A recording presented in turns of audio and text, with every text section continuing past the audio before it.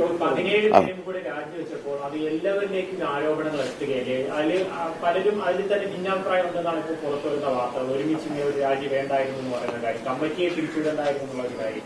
അത് തീർച്ചയായിട്ടും ശരിയല്ലേ? അത് നമ്മളെല്ലാവരും ഒന്ന് ആലോചിച്ച് നോക്കുക. കാര്യം ഇത്രയും 506 അംഗങ്ങളോ മറ്റോ ഉണ്ട്. 506 അംഗങ്ങളിൽ എന്തായാലും ഒരു 4-3 പേര് ശതമാനം ആൾക്കാർ അവിടെ വോട്ട് ചെയ്തിട്ടായിരിക്കുമല്ലോ ഇവരെല്ലാവരും ഈ പറയുന്ന, ഞാൻ ഒഴിച്ച് ബാക്കിയുള്ള എല്ലാവരും അവിടെ അതിനകത്ത് ആ സ്ഥാനങ്ങളിലിരിക്കുന്നത്. അപ്പോൾ അവരാ വോട്ട് ചെയ്തവരോട് കാണിച്ച ഒരു വഞ്ചനയായിട്ടാണ് അതെനിക്കത് തോന്നുന്നത്. എല്ലാവരും രാജിവെച്ചത്. ഇന്നലെ പൃഥ്വിരാജ് അടക്കം രൂക്ഷമായ വിമർശനം ഉന്നയിച്ചിരുന്നു. ഇനി ഈ യങ്സ്റ്റേഴ്സ് നേതൃനിരയിലേക്ക് വരുന്നതിനെ കുറിച്ച് അതാണ് ഒരു അനിവാര്യത എന്ന് പറയുന്നത്. നമ്മളെന്നും ഈ എന്താണ് അത് ഒരിക്കൽ നമ്മുടെ ജഗദീഷ്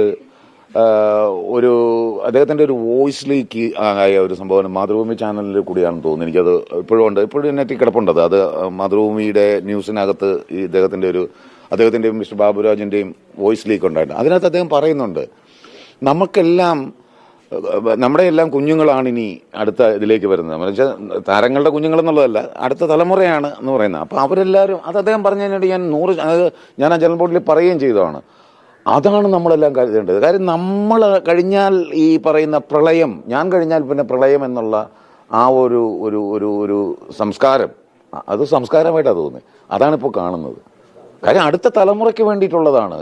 അവരാണിത് നീതി ചെയ്യേണ്ടത്. അപ്പോൾ അവർക്ക് നമ്മൾ എച്ചിലാക്കി വെച്ചിട്ടാണോ പോകേണ്ടത് ഈ ഒരു പ്രസ്ഥാനം അല്ലെങ്കിൽ ഈ ഒരു ഇൻഡസ്ട്രി? അത് നമ്മൾ എച്ചിലാക്കി വെക്കരുത്. അവർക്ക് നല്ല ഫ്രഷായിട്ട് അത് ഉപയോഗിക്കത്തക്ക രീതി നല്ല ഒരു അവസ്ഥയിൽ അതിനെ കൈമാറണം.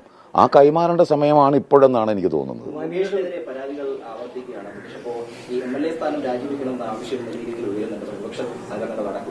എത്ര പരാതികൾ? 3 ഇതുവരെ 3 വന്നു മുകേഷിനെതിരെ. ഇനി വരാനുണ്ടെങ്കിലോ? അപ്പൊ നമ്മൾ അന്നേരം പറഞ്ഞാൽ പോരെ? അല്ല, എനിക്ക് തോന്നുന്നില്ല, എനിക്കറിയില്ല. ഞാൻ ചോദിച്ചാണ്. കാര്യം അതിങ്ങനെ വന്നുകൊണ്ടിരിക്കുക. അപ്പൊ അദ്ദേഹത്തിന് ഒരു വാർത്താക്കുറിപ്പ് ഇറങ്ങിയിട്ടുണ്ട്. എന്താ രാഷ്ട്രീയ ഗൂഢാലോചന? അല്ലായിരിക്കാം. അതൊക്കെ സർക്കാരല്ലേ അത് തീരുമാനിക്കേണ്ടത്. അതിനെക്കുറിച്ച് എനിക്ക് അല്ല, ഈ സാഹചര്യത്തിന്റെ ഒരു പോക്ക് കണ്ടിട്ട് അങ്ങനെ ഇനി വരാമോ എന്നുള്ള കാര്യം. നമ്മൾ രാവിലെ എഴുന്നേൽക്കുമ്പോൾ എനിക്കൊന്നും അറിയില്ല. ഞാൻ ഈ രാജ്യത്തേ ഉള്ളവനല്ല. സത്യമാണ്. ആദ്യഘട്ടങ്ങളിൽ ആരോപണങ്ങൾ മാത്രമായിരുന്നു. പക്ഷേ ഇപ്പോൾ അത് പരാതിയായി തന്നെ പോലീസിൽ എത്തിയിരിക്കുകയാണ്. അതിൽ പ്രധാനമായിട്ടുള്ളത് മുകേഷിനെതിരെ തന്നെ പല പരാതികൾ വരികയാണ്.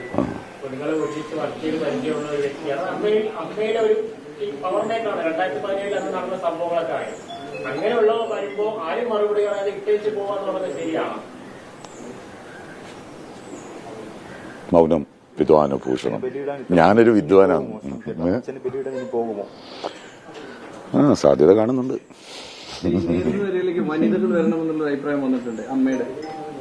വരണം. അത് ഒരു പുതിയ അതിനകത്താണ് ജനറൽ അവരുടെ ബൈലോയിൽ തന്നെ ഉണ്ടത്. നേതൃനിരയിൽ വരണമെന്നുള്ളത് ബൈലോയിൽ തന്നെ പറയുന്നുള്ളത്. അത് വരണം. അതിനകത്ത് എന്താ തെറ്റ്? അത് വരണം.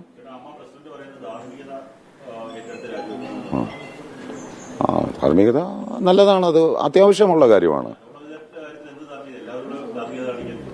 അതെ, അത് ഞാൻ എന്ത് പറയാനാ അതിനൊക്കെ? എനിക്ക് സത്യസന്ധ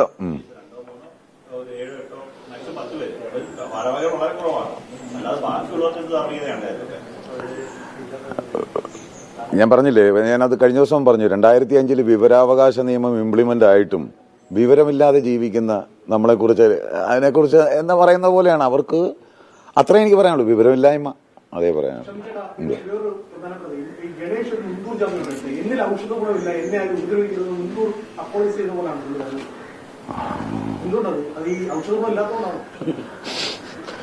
അല്ലെ, ഔഷധം കുറച്ച് കഴിയുമ്പോൾ എക്സ്പയറി ആവുമല്ലോ. എക്സ്പയറി ഡേറ്റ് കഴിഞ്ഞുകൊണ്ടായിരിക്കും ചിലപ്പോൾ. അല്ലേ? അങ്ങനെ ഉണ്ടല്ലോ. നമ്മൾ എക്സ്പയറി ഡേറ്റ് കഴിഞ്ഞ ഔഷധം ഉപയോഗിക്കരുതെന്നല്ലേ? അതായിരിക്കാം എക്സ്പയറി ഡേറ്റ് കഴിഞ്ഞെന്നുള്ള ഉദ്ദേശമായിട്ടായിരിക്കും അദ്ദേഹം.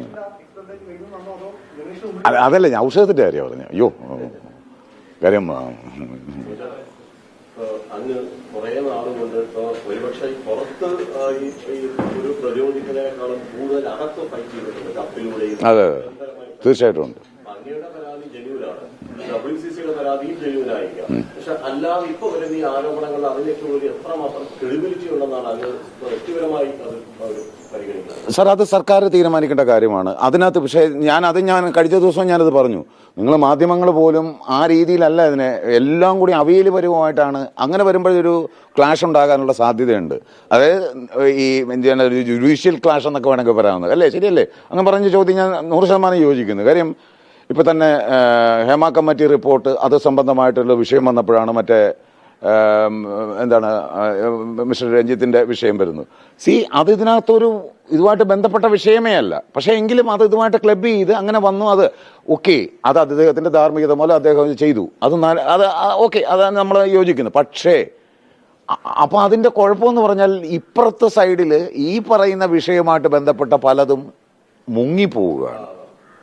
അങ്ങനെയുള്ള അപ്പൊ ഒരുപക്ഷെ അതിനുവേണ്ടി ഞാൻ അവരങ്ങനെ ചെയ്തു എന്ന് ഞാൻ അവകാശപ്പെടുന്നില്ല. പലതും അങ്ങനെയാണോ വന്നിരിക്കുന്നത് എന്നുള്ള സംശയം എനിക്ക് തോന്നാതിരിക്കുന്നില്ല.